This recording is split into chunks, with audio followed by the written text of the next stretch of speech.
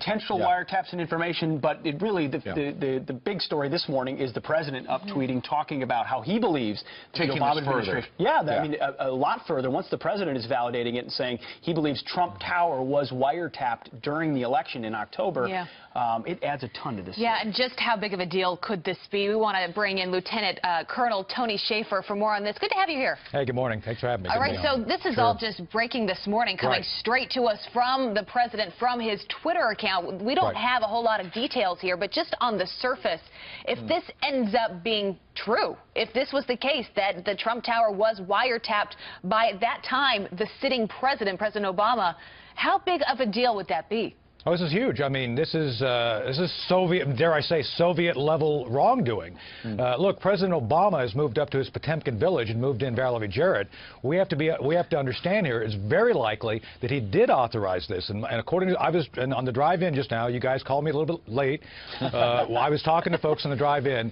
This goes back to July of last year when rumors started on the dark net that even though the Obama administration was getting pushback from the internal mechanisms of the administration, like the FISA court, and by the way, there's going to be a paper trail at NSA on this.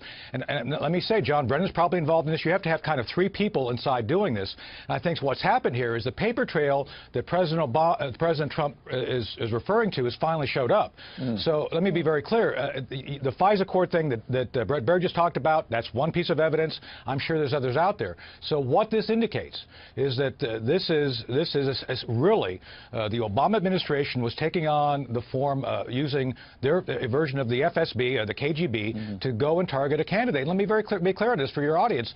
Simply because you don't like someone does not give you the right as a sitting president to do something like this. And when you, as a sitting president, as you know, you endorsed the opposing candidate in Hillary Clinton, you have a dog in the fight. I want to put another piece of evidence on the table, since the New York Times has been leading some of the coverage on all of this. I was just sent an article from January 19th, where the New York Times, right before the inaugural, was talking about the investigations into the Russia connections with Donald Trump, and there was a line tucked in there, quote, one official said, intelligence reports based on some of the wiretapped communications, wiretapped communications, had been provided to the White House. Again, Tony, January 19th, the White House then was Barack Obama. So is this the source of some of these leaks? There have been massive leaks coming out of the FBI, maybe the CIA, alleging all of these different things. Did it come from those wiretaps? This is the Trump Tower, to the best of the Obama administration's ability, was wired for sound.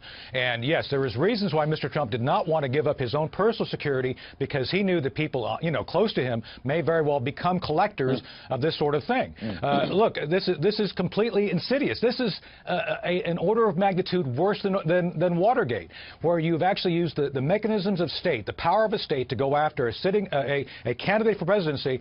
And by the way, they presumed that he was going to lose, so it wasn't even about him winning or losing. This was about trying to gain advantage for his side, in this case, Ms. Clinton. And again, let me be clear on this. This is, while the Democrats keep talking about the Russians, this is Soviet behavior. This is the very thing the Soviet Union would have engaged in back during the Cold War. Colonel, what would have been the cover, the official cover for this surveillance, though? Because they wouldn't come out and say, okay, let's just surveil the opposite candidate. They'd say, okay, we've got evidence that we need to surveil. What are they surveilling on? They're surveilling on, in this case, probably quote-unquote international contacts which relate to business transactions. Again, projection. We know for a fact the Clinton Foundation was indeed taking foreign money. A lot of people were recommending that you investigate that. They refused. But instead here, they focused all their energy on going after Trump over the quote-unquote international connections. And let me be clear on this. If there was anything to any of that, by now it would have been leaked, because you're referring back to what you said on the 19 January article. Everything is taped, and there's going to be tapes of all this stuff too, and the Trump administration is going to find them. So now the question is, how can they prove it? How can the president prove this? I mean, he's put this out there now. The world has heard what the president is telling us. He's got to back that up, like I said. Well, so how does once he do you it? put it out there, if evidence is destroyed, there's a problem.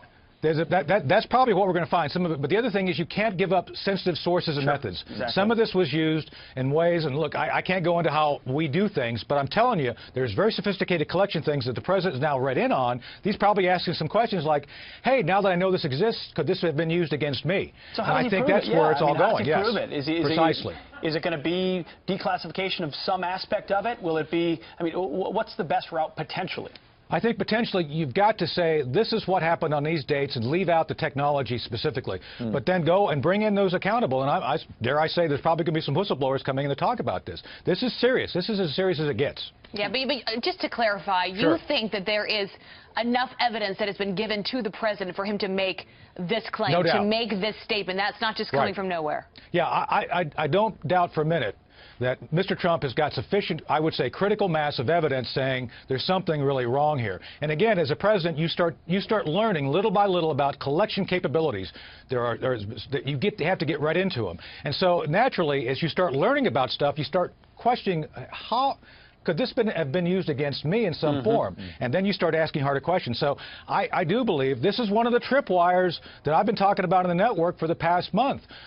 These people have been trying to find ways to get intelligence on the president and his team for purposes of trying to discredit him. And I think this is what we're seeing here. So we've got to wrap up. But for folks waking up right now, I mean, is this a game-changer moment if what the president has is revealed? Oh, no doubt. I mean, we're talking about the potential of indictments of a former sitting president and his staff, and that's never been, it's unheard of.